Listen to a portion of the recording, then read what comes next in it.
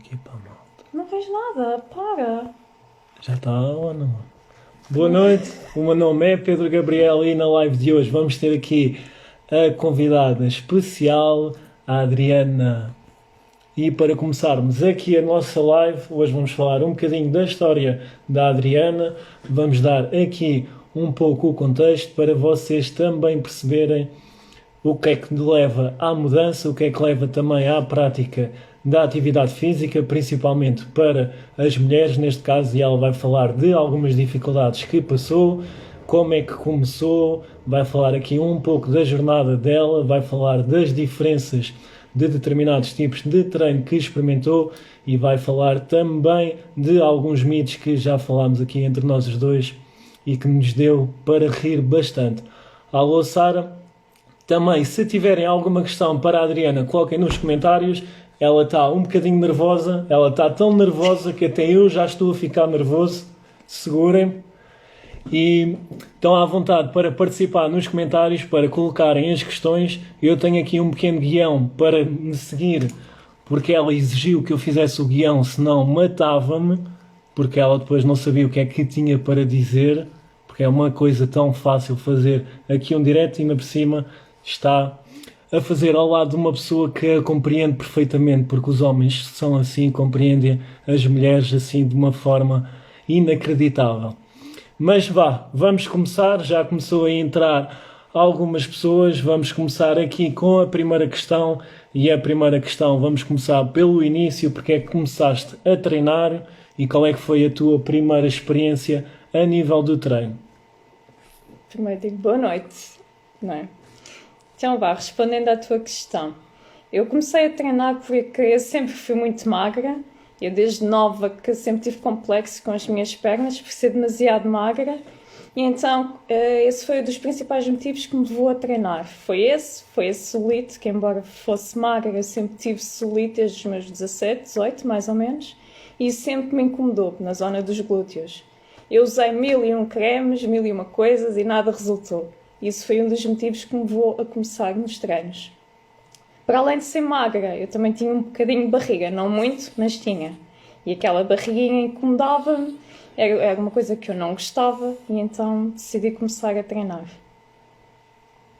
A nível do treino, como é que foi a primeira experiência? Como é que começaste a treinar? Como é que foste introduzida à questão do treino? Eu comecei a treinar por volta de 2014, que foi quando comecei a trabalhar. Basicamente eu comecei com aulas de grupo, serviam de incentivo para mim. Eu comecei com várias aulas, comecei por fazer muito body pump, que era muito focado nas pernas, que era aquilo que eu queria.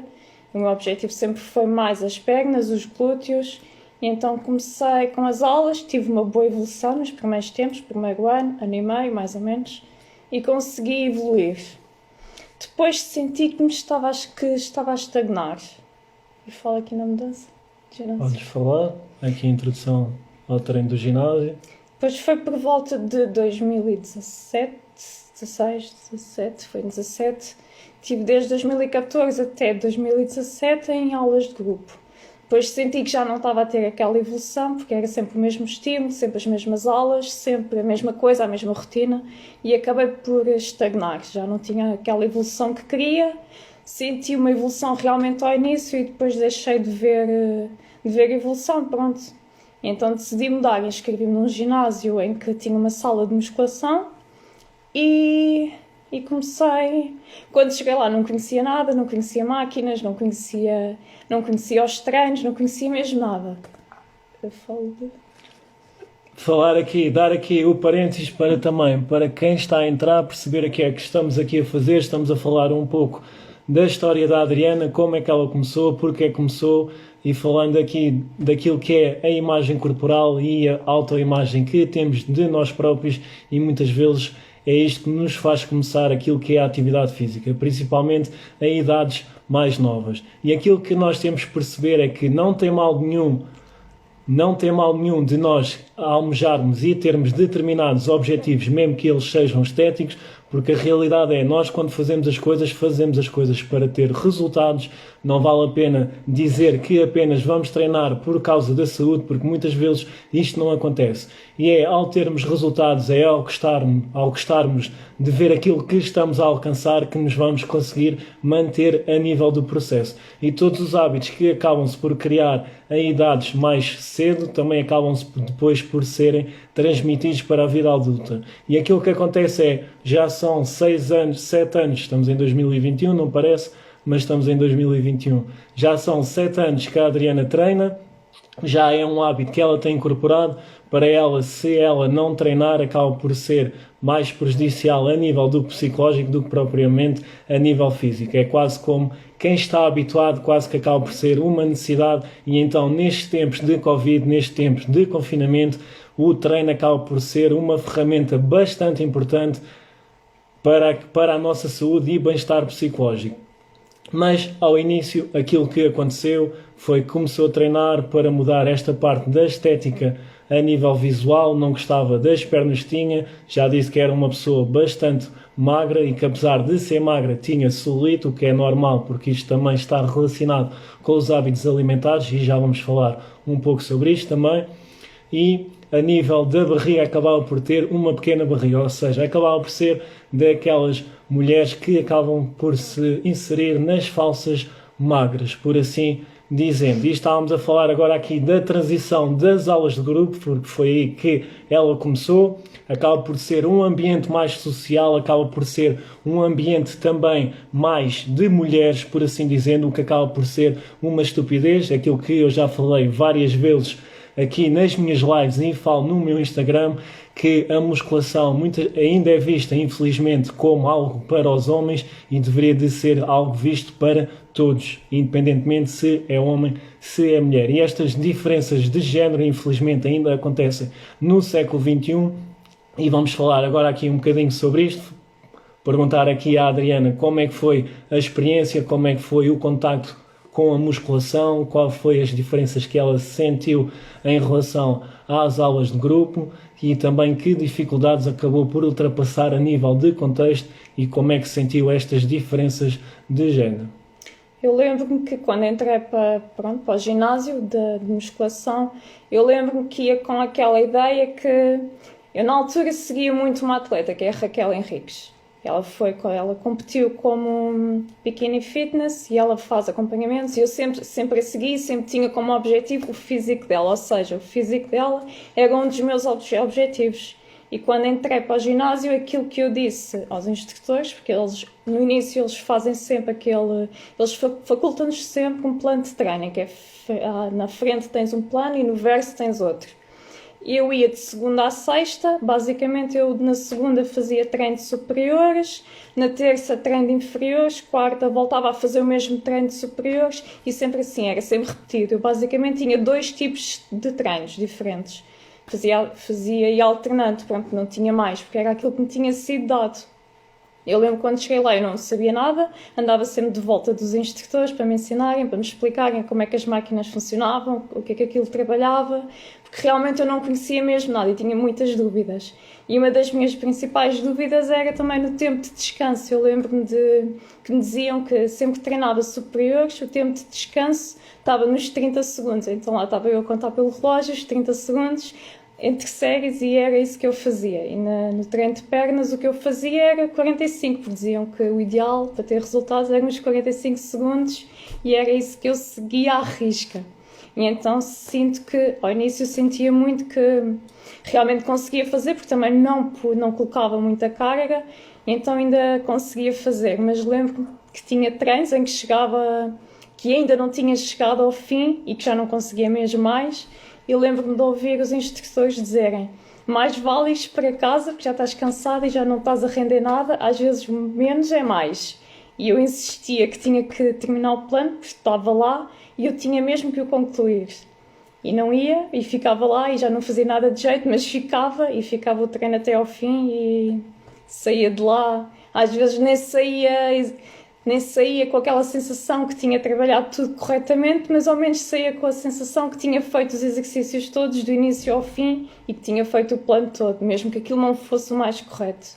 ainda tive assim uma data de uns meses, em que fazia sempre os mesmos treinos, não mudava, não nada, porque eles ao início só nos dão aquele plano e nós, se não adquirirmos aqueles packs em que têm que ser pagos, nós não mudamos de plano, não temos plano alimentar, não temos nada de acordo, ou seja, a parte alimentar era feita por mim, era feita com os conhecimentos que eu tinha, que não eram os mais corretos, mas eu, na minha cabeça eram, e foi isso. Eu quando comecei lá... Fala um bocadinho do que é que as pessoas diziam, principalmente depois já começaste a ter alguns resultados. Sim, eu nos primeiros tempos foi quando comecei a sentir mais resultados, porque lá está, era um estímulo novo daquele que eu não estava habituada. Eu estava habituada a tudo muito a aulas de grupo e ao ir para ali só o facto de estar com estímulos diferentes consegui ter uma boa evolução nos primeiros tempos, sem dúvida alguma. Tanto que eu lembro-me de estar a fazer as avaliações lá e de subir para cima da balança e eles diziam mesmo que eu estava a ter uma boa evolução, o que era normal, porque eram estímulos completamente diferentes, que o meu corpo não estava habituado e que dali para a frente eu teria que ter um plano mais adaptado aos meus objetivos, se quisesse continuar a evoluir. Eu acabei por ter gestor de treino durante uns tempos, até que ele deixou o ginásio e eu fiquei por minha conta. Continuei a treinar por mim, a fazer as mudanças que achava que estavam corretas, embora não conhecesse praticamente nada sobre o assunto, tentava pesquisar, tentaram-me ajudar diversas vezes lá no ginásio, cada um tinha a sua opinião, cada um ajudava de uma forma diferente. Eu num dia fazia de uma forma, do outro já estava a fazer de outra, porque o que um dizia, o outro no dia a seguir já dizia que estava errado e que não era assim. E eu andei ali um bocadinho ao sabor do vento, tanto fazia uma coisa como fazia outra, até comecei a treinar com uma pessoa no ginásio, segui durante uns tempos, treinávamos pernas de uma vez por semana, começámos a treinar uma vez por semana, éramos 3, passámos a ser 3 e os treinos que eu fazia eram muito com base nos objetivos que eles tinham, ou seja, eu treinava com 2 rapazes, e os objetivos deles acabavam por não ser os mesmos que os meus. Por exemplo, eles não treinavam glúteo sequer. Eu tinha como objetivo treinar o glúteo e eles aquilo que focavam mais era a parte dos gêmeos, que era algo que não me interessava tanto, mas que acabava por fazer porque ele acabava por ser... Eles eram pessoas que já estavam mais habituadas aos treinos, já conheciam e tinham muito mais conhecimento do que eu e eu acabei por... estar a treinar com eles e acabei por aprender algumas coisas, embora não fosse diretamente focado nos meus objetivos, mas fui treinando com eles, até te conhecer.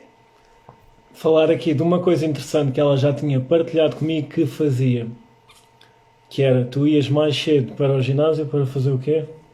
Sim, o nosso grupo, basicamente, nós treinávamos sempre tarde. Eu acabava o trabalho por volta das 5 e eles só chegavam ao ginásio por volta das 7, 7 e meia. E eu aproveitava esse tempo para... Eu treinava sempre glúteo, eu fazia a ponte glúteo, ou seja, eu fazia a ponte glúteo antes, que servia como aquecimento, antes deles chegarem. E quando eles chegavam, nós iniciávamos, eu continuava o treino e fazia o que eles faziam. É exatamente, só para verem a diferença como introduzir determinados exercícios, como termos trabalho específico, neste caso falando dos exercícios isolados, vai fazer a diferença naquilo que é o desenvolvimento a nível muscular. Qual é que foi a diferença? No caso da Adriana, ela acabou por desenvolver mais os glúteos em relação aos rapazes. E qual é que foi o mal disto tudo? É que os rapazes não sabem os benefícios de terem um glúteo desenvolvido, que acabam por ser bastantes. Mas, passando aqui para o próximo passo, mais ou menos nesta fase foi quando nós nos conhecemos e eu depois comecei a tratar do plano, tanto de treinos como do plano alimentar da Adriana. Mas antes de irmos a este assunto, vamos falar aqui um bocadinho sobre mitos e vamos aproveitar aquilo que falava muito na altura. E também, além de falarmos dos mitos, vamos falar também um pouco do contexto, porque o contexto muitas vezes acaba por influenciar aquilo que são as nossas decisões e às vezes determinadas opiniões de determinadas pessoas que acabam por ter inveja daquilo que nós fazemos, ou seja, muitas vezes ao alcançarmos determinados resultados, as pessoas que antes acabavam por criticar, depois querem fazer igual. Isto acaba por ser transversal em várias áreas da nossa vida e aqui a parte da estética corporal não acaba por ser diferente e o treino também não acaba por ser diferente. Por isso, antes de entrarmos depois aqui nas diferenças entre o treino, nas diferenças entre treinar com um determinado objetivo e treinar com um treino estruturado para esse objetivo e também a parte alimentar que acaba por fazer muita diferença. Então fala-nos primeiro aqui um pouco dos mitos, principalmente a nível da nutrição que ouvias na altura. Olha, aquele mito que mais me ficou marcado foi quando me disseram que sempre que comesse uma peça de fruta que tinha que acompanhar com aquelas galetes, aquelas bolachas de arroz. Ou seja, não podia comer uma peça de fruta isolada porque era algo que tinha demasiado açúcar, demasiada frutose e diziam-me que isso era prejudicial. Então, basicamente nas minhas marmitas, sempre que eu levava a peça de fruta lá ia a bolachinha de arroz atrás. Porque realmente foi isso que me foi dito na altura e foi isso que eu segui durante muitos anos, pelo menos durante todo o tempo em que eu estive no ginásio de aulas fixas. Foi sempre isso que eu fiz, foi sempre a bolachinha com a peça de fruta e segui isso durante imenso tempo. Este é um dos mitos que acaba por ficar marcado e também atenção porque mesmo as pessoas que dizem que a fruta engorda, isto acaba por ser irreal e muito menos quando a justificação da fruta engordar é porque estimula a insulina e a insulina é inflamatória e então vai levar ao aumento do peso. E a realidade é que a frutose não vai estimular a insulina porque a proteína transportadora da frutose nem sequer vai levar a este aumento da insulina. E aqui, ao acompanhar uma bolacha com uma peça de fruta, aquilo que vai diminuir neste caso, o aumento da insulina é a peça de fruta e não a bolacha em si. Ou seja, o mito acaba por estar do avesso. Se comerem uma bolacha, comam uma peça de fruta. Assim é que deveria de ser a afirmação. E existiam outros mitos, a questão da proteína. O mito da proteína acaba por não ser um mito, mas o mal é que isto é extrapolado e é levado para o excesso. Isto porquê? Porque antigamente dizia-se que ingerir demasiada proteína faz mal aos rins, mas a realidade é que não faz mal. Então o que é que acontecia? Antes a ingestão acabava por ser demasiado baixa. E aquilo que a ciência vem demonstrado é que se as pessoas não tiverem nenhuma patologia a nível dos rins, que o consumo de proteína elevado não tem consequência nenhuma negativa. E então o que é que as pessoas começaram a fazer? Começaram a ingerir tanta proteína e acabam por ingerir demasiada proteína. Tanta proteína que o excesso não vai fazer nada e a única coisa que vai fazer é tornar a vossa urina mais cara. E isto porquê? Porque muitas vezes as pessoas acabam por recorrer à suplementação de proteína e a suplementação, até se for uma proteína de qualidade, até acaba por ser cara e se nós formos buscar a quantidade de proteína necessária à alimentação, nós não vamos usufruir do suplemento. Agora, para pessoas que têm menos apetite, para pessoas que têm mais dificuldade em comer a quantidade adequada de proteína, aí sim o suplemento pode ser útil para atingir este nível de proteína, para maximizar a síntese proteica muscular e para termos o balanço nitrogenado positivo ao longo do dia, porque isto é aquilo que nos vai fazer ganhar massa muscular. O excesso, como disse, vai ser excretado pela urina. Falando aqui agora um pouco de como é que foi as mudanças a nível da alimentação, como é que foi as mudanças a nível do treino, como é que foi começar a treinar com um treino estruturado de acordo com os teus objetivos, como é que foi estas mudanças, também foi nesta altura que começaste a realizar alongamentos, que começaste a realizar exercícios de ativação. Fala-nos um pouco aqui destas mudanças a nível do treino, da sensação do treino, fala-nos um pouco mais sobre isso. Então, eu não, era o que eu já tive, foi aquilo que eu já disse. Eu antes de o conhecer e de ser começada de ter sido seguida por ele, eu fazia a alimentação que achava que era correta. Basicamente, eu não comia nada que não fosse tão saudável, ou que eu achava que não era saudável. Por exemplo, já não comia pizza há anos. Ou seja, e desde que eu conheci, voltei a comer pizza porque eu achava que se comesse uma fatia de pizza que ia engordar e que ia estragar todos os resultados que já tinha obtido até à data e que tinha sido com muito esforço, e então aquilo na minha alimentação não entrava. Há coisas que não entram por opção, porque eu realmente deixei de comer e que não fazem falta. É o caso dos fritos, mas isso já foi há imenso tempo, já não teve influência no ginásio, nem naquilo que eu tinha como objetivo de alcançar. Mas havia muita coisa que eu não comia. Eu sempre que comia um quadrado de chocolate, eu ficava com peso na consciência a achar que já ia ficar com mais um buraquinho de celulite ou que já ia ficar com aquele pneuzinho na barriga. Era mesmo aquela paranoia, porque achava que não podia sair fora do plano que me tinha sido passado, que não mudava da bolachinha de arroz, da peça de fruta, do arroz normal, ou seja, tudo muito, muito básico e sem sabor, sem graça. E era isso que eu seguia de segunda a domingo e sempre, todos os dias, e não mudava. No nível da alimentação, e aprendi realmente a importância da contagem de macros, porque eu nunca fui de contar macros, não ligava nada a isso, nem sabia contar, não pesava a comida, não tinha paciência para estar a pesar comida. Em relação à alimentação, sempre foi, eu, quando vivia na casa dos meus pais, sempre foi a minha mãe que cozinhou. A nível de temperos, ela sempre usou muito o azeite, e embora eu dissesse que, e na minha cabeça, o azeite é uma gordura saudável, para mim isso, ok, se é saudável, não faz mal estar na alimentação. Mas ela realmente exagerava e eu não tinha essa noção, eu não tinha noção do quão isso alterava na minha alimentação e na contagem das macros. Isso para mim não... Aliás, eu não percebia nada disso até começarmos a viver juntos, em que tu começaste a cozinhar. A nível da alimentação foi isso.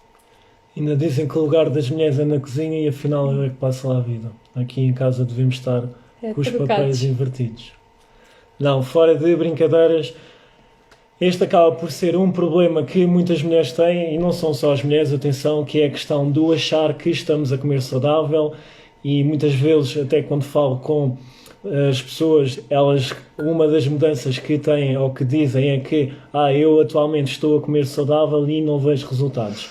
E aquilo que nós temos que perceber é que esta percepção de comer saudável, nada mais, nada menos, é apenas uma ideia. Eu acho que determinado alimento é saudável, então eu vou acabar por ingerir mais. E é tal questão, e eu dou vários exemplos no meu Instagram, e dou vários exemplos até do salmão, por exemplo, que é um alimento que entrou na voga aqui há alguns anos atrás e que as pessoas têm a mania de dizer que o salmão é saudável. Então, quando vão comer salmão, comem uma posta de 300, 400 gramas e acaba por ter 600 a 700 calorias e nem se apercebem da quantidade de calorias que estão a ingerir. E se nós olharmos para os alimentos saudáveis e se não olharmos para a sua densidade calórica e se não olharmos para a sua constituição, aquilo que é normal de acontecer é nós extrapolarmos a ingestão dos mesmos e vamos acabar por, quem quer perder gordura não vai estar em déficit calórico. E claro que não é apenas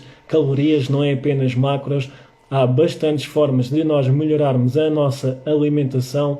E aquilo que aconteceu, e falando, já dando aqui um spoiler alert, que principalmente quando comecei a acompanhar a Adriana, ela queixava-se muito da questão da celulite. E a realidade é que com as mudanças certas na alimentação, atualmente praticamente não existe celulite. Basicamente ela diz-me que tem celulite quando aperta-me o músculo e diz assim, estás a ver, eu quase tenho que ir buscar uma lupa, olhar e dizer assim, tá aí um bocadinho, tipo, nem se nota, tipo, cenas de mulher, mas pronto, eu sei que vocês aí desse lado acabam por perceber melhor esta situação do que propriamente eu, mas eu também posso falar da minha própria experiência, e em alturas que acabava por estar em bulking e já fiz as coisas erradas também no passado, e alturas em que acabava por ter mais gordura, se eu apertasse na minha zona do glúteo ou da coxa, também acabava por ver celulite. E atualmente isso não acontece simplesmente porque o conhecimento é superior. E é aquilo que eu também digo e estou sempre a dizer. Se nós tivermos um bom aporte de gorduras saudáveis em detrimento das gorduras das gorduras saturadas, agora faltou-me aqui o nome, ou seja, o que acontecia para mim é que eu comia bastante carne vermelha e a carne vermelha acaba por ser rica em gordura saturada. Se formos aqui ao exemplo da Adriana, ela acabava por comer bastantes ovos porque diziam que os ovos eram ricos em proteína e que deveria de comer ovos se quisesse ganhar massa muscular. E os ovos também acabam por ter, apesar de terem gorduras saudáveis também e ter fitonutrientes que são benéficos para o nosso metabolismo, atenção, mas no entanto não devemos de exagerar no consumo dos mesmos. Ela comia 5 ovos, logo a gordura saturada provinda dos ovos aumentava logo ali o total da ingestão diária. E o facto é que nós, sem falar que ela uma vez fez análise e tinha o colesterol elevado, acabou por ter a infelicidade de ser uma das pessoas em que o colesterol dietético vai fazer diferença no seu colesterol sérico. Isto acaba por ser uma questão genética e a maior parte das pessoas não tem que se preocupar com esta situação e também não se tem que preocupar com esta questão do colesterol dietético, porque este, por norma, não tem influência, só nestes casos mais raros, por assim dizer, ela é um caso raro, é que vão acabar por ter esta influência. Mas da questão das gorduras saturadas e das gorduras insaturadas e nós termos um equilíbrio entre elas e nós termos a ingestão correta das calorias, comermos mais alimentos ricos em fibra, bebermos a quantidade correta de água, isso vai fazer diferença naquilo que é depois na celulite. Isto porque, explicação muito rápida, se nós aumentarmos o consumo de gorduras saturadas, estas vão ter uma maior resposta a nível inflamatório. Se nós tivermos mais gordura, as gorduras também são responsáveis por produzirem citocinas que vão ser inflamatórias e este processo vai depois auxiliar naquilo que é este aspecto a nível da celulite. Entre este mecanismo existem mais mecanismos associados, mas eles acabam-se por associar ao acúmulo de gordura. E já falamos aqui um pouco daquilo que foi as mudanças a nível da alimentação, tal como muita proteína também. Tal como a Adriana, muitas mulheres acabam por ter esta ideia da questão do comer saudável, mas muitas vezes quando nós achamos que estamos a comer saudável não temos a distribuição correta dos macronutrientes, às vezes até deixamos de comer determinados alimentos que são benéficos porque achamos que faz mal e não fazem e acabamos por ingerir em demasia outros alimentos que achamos que fazem bem e que em excesso não vão fazer assim tão bem quanto isso. E isto vai ter diferença naquilo que é a nossa composição corporal e também nesta questão a nível da celulite.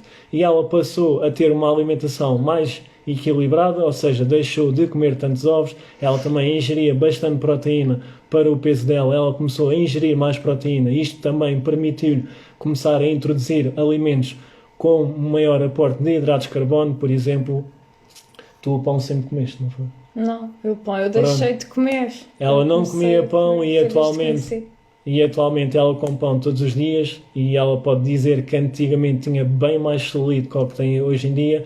Ela comia menos fruta que o que comes hoje em dia e estas pequenas coisas... Muito mais proteína. Aliás, eu tomava proteína. Ela gastava... Eu gastava montes de dinheiro porque achava que tinha que tomar proteína isolada, porque é aquela que tem menos quantidade de açúcar, embora um scoop não é por aí. Eu acreditava muito naquele mito que era dito...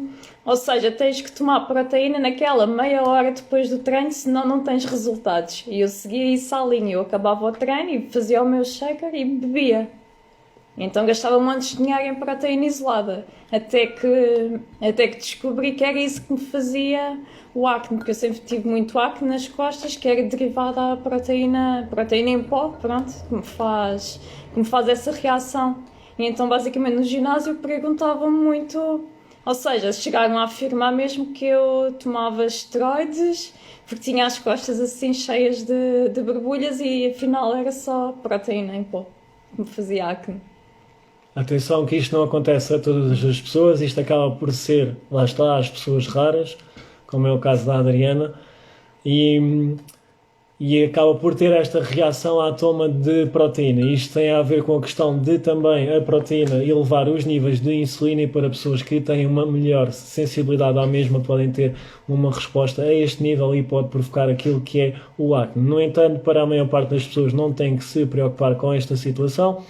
Ela, por exemplo, também tem que ter cuidado com a ingestão de laticínios mais para os iogurtes, senão também acaba por ter esta reação. E a realidade é que, e aqui vai depender muito do indivíduo, vamos ter reações diferentes à ingestão de determinados alimentos, que acaba por ser mais uma questão a nível biológico, uma questão também a nível genética e a própria reação que temos dentro do organismo a este tipo de alimentos. A questão é que isto não é um caso, acaba por ser raro, mas há pessoas que acabam por enfrentar este tipo de situações. Estava aqui a ver a próxima questão. Se vocês tiverem alguma questão aí desse lado, podem colocar nos comentários, seja para mim, seja para a Adriana, estás à vontade.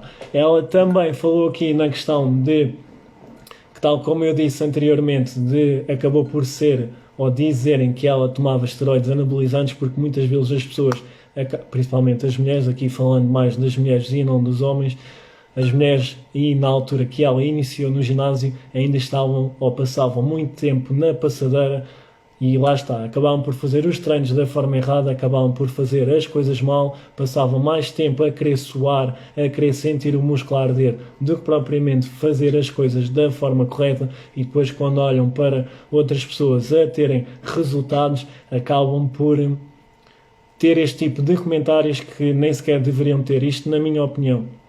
E para mim é mesmo assim, e é aquilo que eu já disse numa live. Se vocês, principalmente mulheres, falarem mal de mulheres, é feio. É feio, principalmente no mundo em que vivemos, e eu falo isto também sendo homem, e esta acaba por ser uma realidade, e para mim acaba por ser uma realidade um pouco infeliz, é que acabamos por viver numa sociedade machista. Ou seja, a nossa sociedade foi construída por homens e nem sempre os homens olharam para as mulheres da melhor forma. Acho que atualmente as coisas começam a mudar e acho que com as novas gerações vai ser diferente, ou pelo menos, na minha opinião, deveria de ser diferente.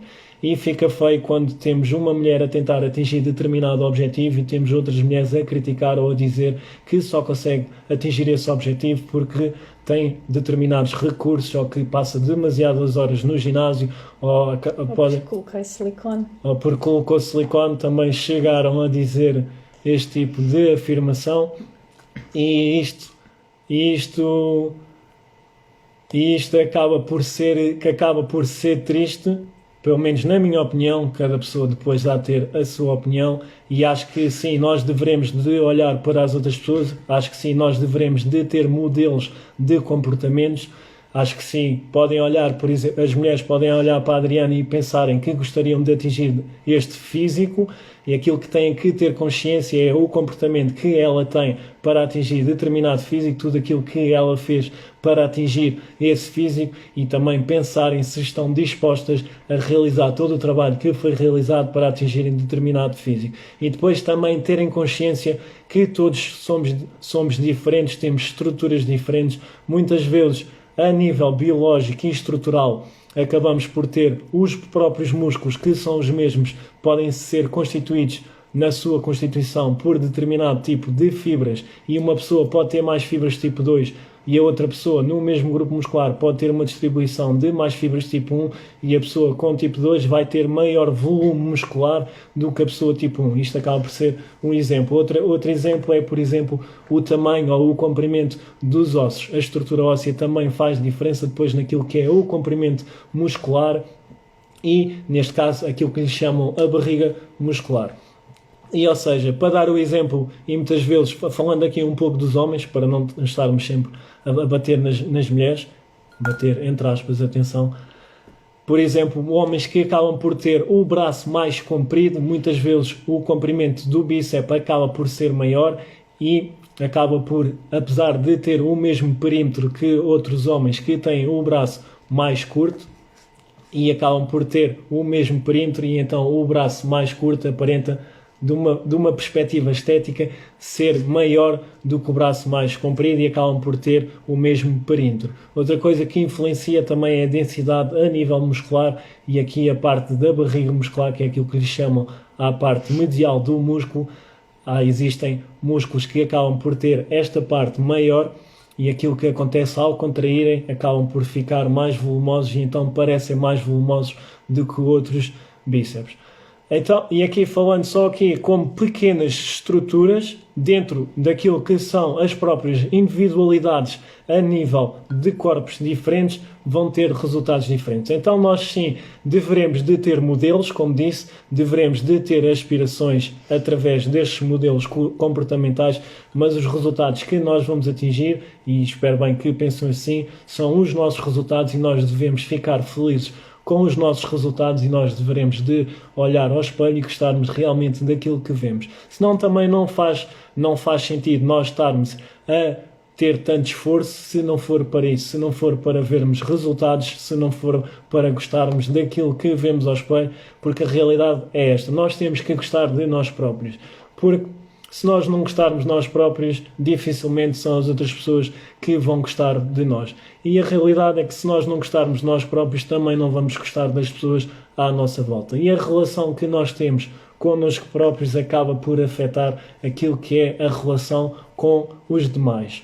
Falando agora aqui, ou se quiseres falar alguma coisa sobre isto, fala antes de começar a próxima questão.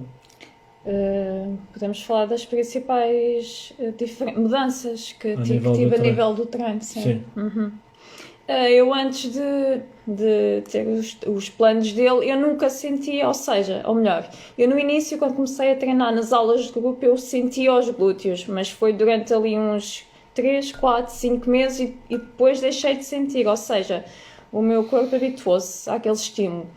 E eu nunca mais tinha sentido glúteos nos treinos que eu fazia. E foi quando comecei a fazer os planos dele, em que comecei a fazer os alongamentos, as ativações, os exercícios isolados. Ou seja, a partir daí não houve um único treino em que eu saísse e não sentisse que tinha realmente trabalhado o glúteo, porque ele ficava amassado, coisa que antes nunca ficava. E eu cheguei a comentar isso quando treinava glúteos, antes de o conhecer, sempre que fazia treino de pernas ou de glúteos, eu dizia muito para os instrutores, mas eu não sinto o meu glúteo a trabalhar. E aquilo que me diziam era, não sentes porque já tens o glúteo bem desenvolvido, já não sentes. Ou seja, todos os teus outros músculos estão por desenvolver e tu precisas de os desenvolver para começares a voltar a sentir o glúteo a trabalhar. E eu achava que aquilo na minha cabeça fazia sentido, e então não sentia o glúteo, mas ok, tudo bem, seguia. Fazia na mesma e seguia, embora não estivesse a fazer corretamente. E só percebo isso, presentemente percebo, porque realmente tenho feito estas mudanças que o Pedro me inseriu no plano. A importância da ativação, dos isolados, que eu achava que aquilo era só para perder tempo, a pessoa estar ali a abrir as pernas com um elástico, aquilo não fazia nada, mas faz toda a diferença, sem dúvida alguma. Eu quando comecei a fazer isto ainda andava no ginásio, fazia sempre aquela espécie de ritual ao início, aqueles alongamentos, aquela ativação em que ficava toda a gente a olhar para mim, porque eu era a estranha, não é? Ali no ginásio era a única que fazia aquilo, ninguém fazia. O pessoal no ginásio está 5 minutos a aquecer na passadeira ou na bicicleta ou o que é que seja e depois começa logo a treinar. Não há cá alongamentos, ativação, não há nada. E eu comecei a fazer isso e comecei a sentir muito mais, sem dúvida alguma. E pronto, eu fazia isso lá num canto e o pessoal ficava a olhar para mim como se eu fosse a estranha. A verdade é que comecei a ter muito mais resultados a partir daí. E isto acaba por ser real, e falando aqui também um pouco da minha experiência para vocês perceberem, e aquilo que a Adriana disse foi aquilo que aconteceu para mim numa fase inicial, que era o quê?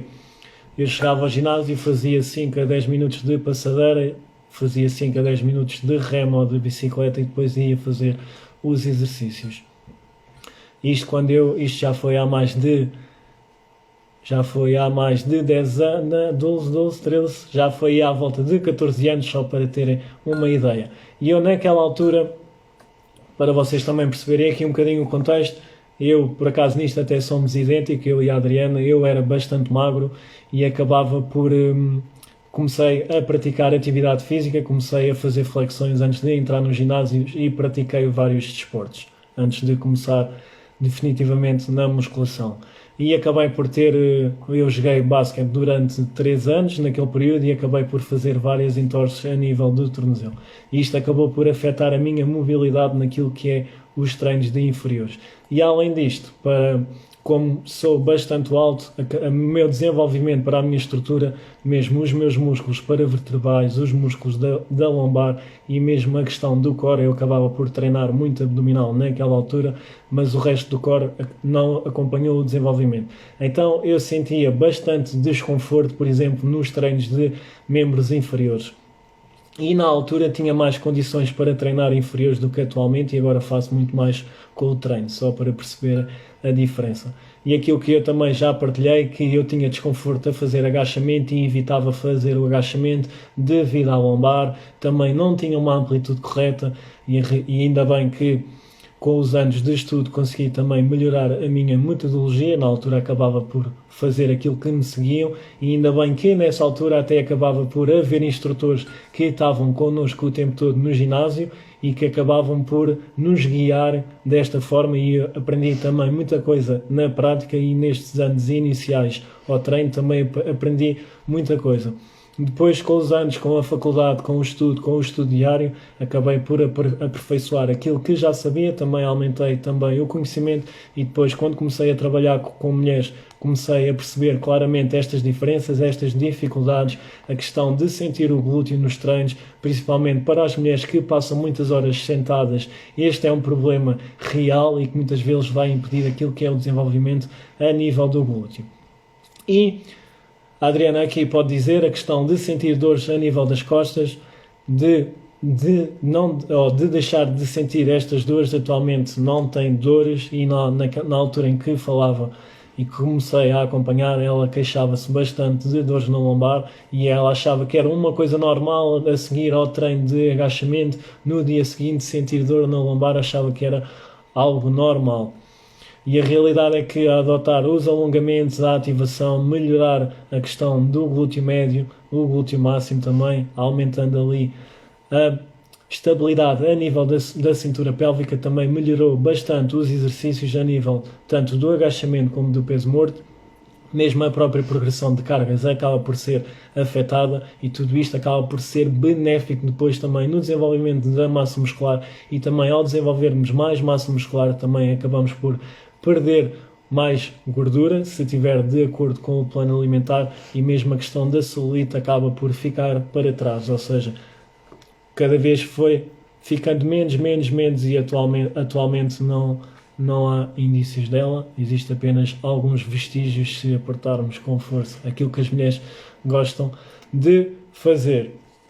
Falando aqui, entrando mais a nível do treino, fala-nos aqui um pouco dos tempos de pausa, porque foi uma coisa que falaste, que fazias 30 segundos, 40 segundos. Fala-nos aqui como é que é treinar com mais carga, a necessidade de fazer pausas, como é que é a situação de antes achares que estar muito tempo de pausa, neste caso para ti não foi a ti tão secante, porque sempre gostaste de treinar com mais intensidade e então habituaste também a fazer tempos de pausa depois mais compridos. No entanto, muitas mulheres acham que é chato descansar bastante entre as séries e a realidade é que acabam por não treinar com a intensidade adequada para terem a necessidade de descansar mais. Mas fala-nos um bocadinho sobre isso. Sim, eu ao início, como já disse, eu fazia realmente aquelas pausas, que é as pausas que se ouve e que é o correto, que são os 30 segundos para os membros superiores e os 45 para os membros inferiores, digo. Até que comecei a treinar com aqueles dois colegas e foi a partir daí, porque nós rodávamos pelos três, ou seja, ao rodar pelos três acabamos por fazer tempos de pausa maiores, e ao fazer esses tempos de pausas maiores também me deu, ou seja, consegui perceber que descansava mais e consegui evoluir a nível de cargas. Comecei a meter muito mais carga, vi que realmente estava a conseguir evoluir porque também estava a descansar mais, e era algo que eu que achava que estava errado, porque já estava a descansar mais do que supostamente a ciência diz que é o correto, e é o que se ouvia lá no ginásio, que pausas maiores do que X tempo não é benéfico, porque o músculo já está a descansar e é como se estivesse a voltar ao início do treino e esses disparates todos. E pronto, e foi com o treinar com eles que acabei por perceber que pausas maiores só trazem benefícios, maiores até um certo ponto, não é?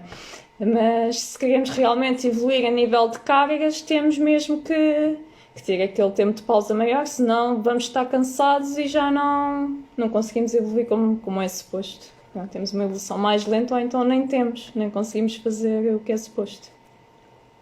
Exatamente.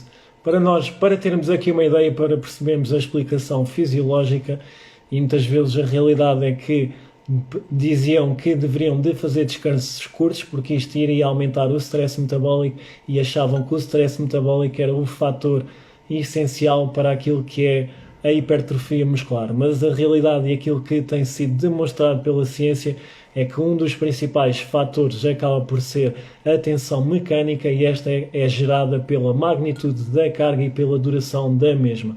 Existe sim e deve existir um stress metabólico e nós quando vamos treinar com cargas mais elevadas, além de gerarmos uma maior tensão mecânica, também vamos gerar um maior stress metabólico. O que é que vai acontecer? Nós vamos precisar mais tempo de descanso para conseguirmos manter esta carga, que é para conseguirmos repor os níveis de creatina fosfato, para conseguirmos repor o glicogénio a nível muscular e para conseguirmos remover os metabolitos, os resíduos metabólicos que são acumulados durante a contração muscular, durante aquela série. E para este processo acontecer, ele vai demorar à volta de 2 minutos e dependendo da intensidade pode levar mais.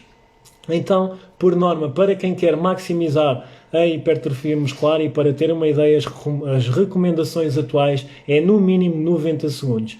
Depois também existem técnicas de descanso autossugerido, ou seja, nós descansarmos aquilo que achamos que é o suficiente para fazermos a próxima série com determinada carga e posso-vos garantir que ao realizarem esse tipo de técnica o descanso nunca vai ser inferior a 1 minuto nem a 90 segundos. Podem experimentar quem quer aí desse lado dessa forma, aumentem a carga, façam um exercício com uma maior intensidade, façam para 10 a 15 repetições no máximo. Se fizerem 15 repetições e acharem que faziam mais 10, estão a fazer com pouca carga. Esta é uma forma fácil de avaliarmos com que carga estamos a fazer e para progredirmos a nível das cargas, deveremos de adotar faixas de repetições, ou seja, deveremos de ter ali séries de 15 repetições, séries de 12 repetições, séries de 10 repetições, séries de 8 repetições, para percebermos também quais é que são os nossos limites e atenção, sempre mantendo a execução técnica correta. E aqui volto a dizer, a parte da ativação é essencial para esta execução técnica, porque a ativação é algo individualizado, é algo estruturado de acordo com os teus encurtamentos musculares, de acordo com a tua postura diária, de acordo com aquilo que são as tuas restrições a nível articular. E é normal que quem experimente fazer este tipo de ativação, que como eu costumo prescrever, que depois se sinta melhor a nível do treino e até sinta os exercícios de forma diferente. Falando aqui também um pouco na progressão da intensidade, fala-nos tu como é que progredes a nível da intensidade, fala-nos das anilhas pequenas, que eu hoje tive que estar a tirar pesos de 1 kg da barra para treinar, porque alguém não arrumou os pesos. Sim, eu tento sempre, de semana após semana, eu tento nem que seja aumentar no mínimo 1 kg. Porque realmente, se conseguir aumentar 1 kg, mesmo que seja para as mesmas repetições, já estou a fazer mais no final. Eu ao início não fazia esses aumentos, achava que 1 kg não valia de nada, não ia ser 1 kg de cada lado que ia fazer diferença. Até que ele me deu nas orelhas e depois de ouvir muito que muitas vezes aumenta 1 kg e 1 kg faz toda a diferença e ao final do treino são uma data de quilos a mais e de repetições e de evolução que vais ter. Então comecei a acrescentar esse quilinho a mais em cada uma das séries e tento sempre... E a verdade é que consigo sempre fazer sempre as mesmas repetições que tinha feito na semana anterior e com menos esse quilinho. Ou seja, nós conseguimos sempre mais do que aquilo que realmente achamos, mas lá está, ou temos medo de evoluir, ou não sei. A verdade é que tenho acrescentado... Pouco a pouco tenho acrescentado e tenho notado que tenho evoluído, sem dúvida alguma. E a tal situação acaba por fazer a diferença no longo prazo. É claro que se nós aumentarmos só 1 kg numa semana e depois mantivermos as cargas iguais, não vamos notar diferença. Agora, se nós fizermos bem, tranquilamente, irmos progredindo todas as semanas. Se há uma semana que não conseguimos progredir na carga, tentar fazer mais repetições para a mesma carga. Se uma semana nós aumentamos a carga e ficamos abaixo daquelas repetições, na semana a seguir mantemos a carga e tentamos atingir essas repetições, e desta forma, trabalhando com a carga, trabalhando com as repetições, acaba por até termos uma motivação diferente para o treino. Isto porque eu, ao final de um treino, se conseguir realizar esse treino com mais 1 kg ou determinado exercício, vão se sentir mais satisfeitas, entre aspas, neste sentido. E uma coisa que posso dizer é que a sensação de capacidade é a melhor sensação que poderemos experimentar. Sentir que somos capazes, sentirmos que temos capacidade para realizar determinada ação. Isto depois também acaba por ser transversal às outras áreas da nossa vida, porque às vezes aquilo que nós ganhamos na atividade física, no treino, na capacidade que sentimos, na capacidade que desenvolvemos, a questão da resiliência, isso depois também traz-nos confiança para outras áreas da nossa vida. Já falámos aqui da questão da diferença dos treinos, qual é que foi a maior diferença? A questão da ativação, de ter o treino estruturado de acordo com o objetivo, ter os exercícios corretos e a ordem dos exercícios. E aqui já falou a Adriana e até passou a sentir mais o glúteo. Falámos aqui também, acabaste por não falar na questão das dores na lombar.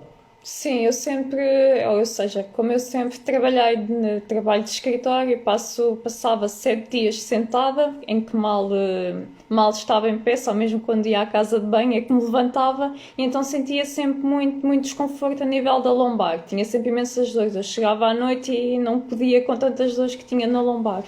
E foi desde que começámos a introduzir os alongamentos e toda a parte da ativação e tudo mais, comecei a sentir realmente que já não sentia aquele desconforto na lombar, estava melhor, pronto, e isso foi com a introdução dos alongamentos, coisa que eu que na altura não ligava nada, e afinal eles faziam toda a falta. E também caminhar à hora do almoço, e é aquilo que eu costumo sempre dizer, caminhar nem sempre tem ou está relacionado com as calorias que vamos utilizar, apesar de no longo prazo, se nós caminharmos todos os dias, também vai ter uma diferença naquilo que é o gasto calórico, mas caminhar é bastante, ou ajuda bastante naquilo que é a postura. A realidade é que, passando muitas horas sentado, quer queiramos, quer não, nós nem sempre conseguimos ter a postura correta durante as horas todas que estamos sentados, e às vezes, quando temos a postura correta, isto também vai acarretar determinados encurtamentos musculares, determinadas inibições musculares, principalmente se não utilizamos determinados músculos e estes são propícios a ficarem inibidos, e aqui entra a importância da ativação, e o glúteo acaba por ser um músculo que acaba por ficar inibido, e quem passa muitas horas sentado acaba por escalar este tipo de problema. E a realidade é que andar faz diferença, andar faz bem até à cabeça. Nós deixarmos de estar sentados e andarmos ali meia hora, 40 minutos, atualmente nós que acabamos por caminhar juntos porque estamos a trabalhar em casa, então acabamos por caminhar à volta de 50 minutos, uma hora, isto porque temos tempo. Se tivéssemos menos tempo disponível, aquilo que faríamos era andar menos tempo, mas andar acaba por ser uma atividade que é benéfica para a parte postural também. E além disso, quando nós andamos, se nós tivermos um andar correto e se nós preocuparmos também com a postura quando estamos a andar, vamos ver que existem músculos que parecem que custam a esticar, entre aspas, principalmente para quem passa muitas horas esticados, e se nós andarmos de forma correta conseguimos sentir o nosso glúteo.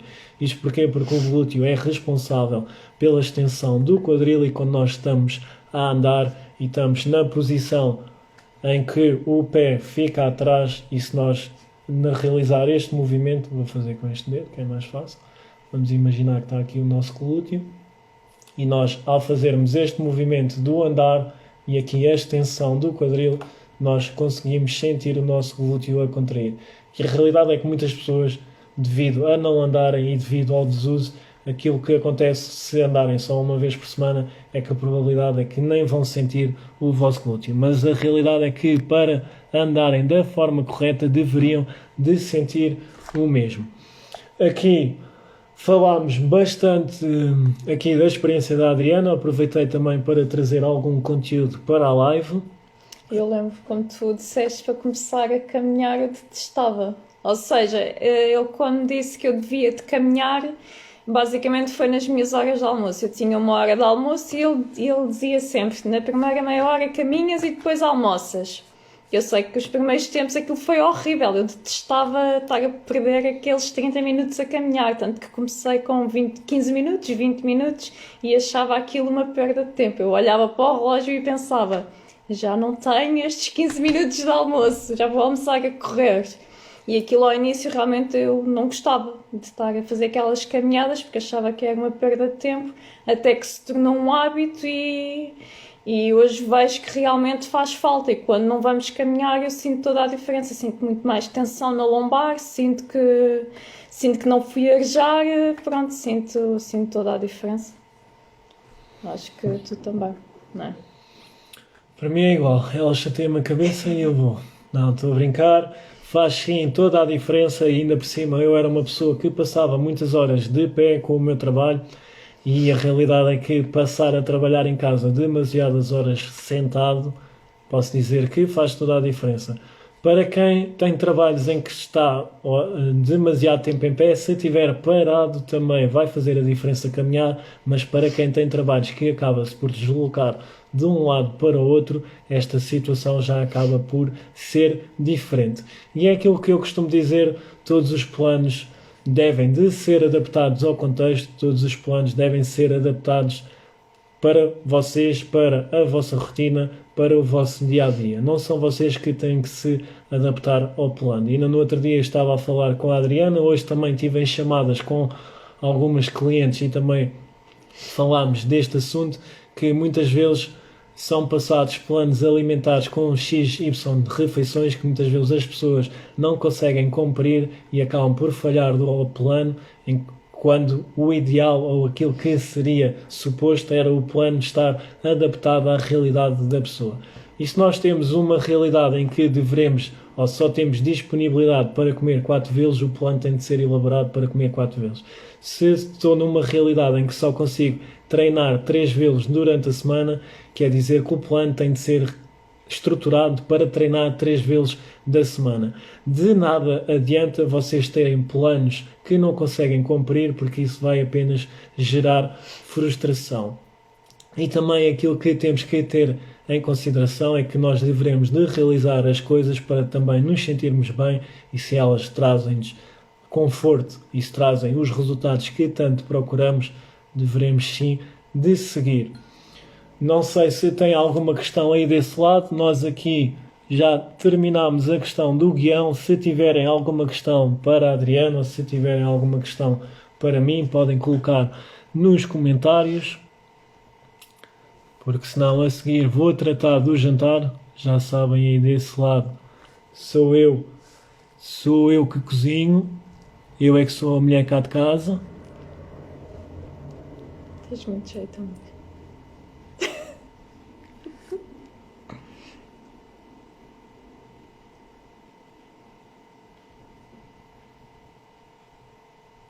Se não tiverem nenhuma questão, vamos terminar a live. Já tivemos aqui praticamente 1 hora a conversa, parece que não passou rápido. Ela estava cheia de nervos e até se safou bem.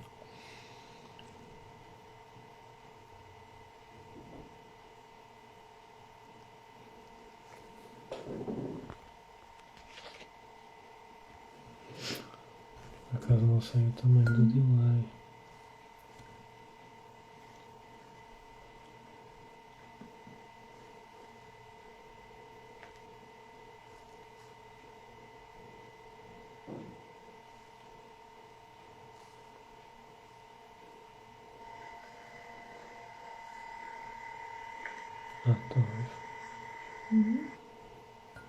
E vamos encerrar a live, não há questões, e vejo-vos na próxima live. Obrigado por terem assistido até ao fim. A live também vai ficar guardada no feed para quem não conseguiu assistir a tudo, para assistir, e fica aqui o meu obrigado. E para quem não assistiu desde o início, se quiserem depois perceber melhor a live, podem assistir, vai ficar no feed. Obrigado a todas que participaram e até à próxima.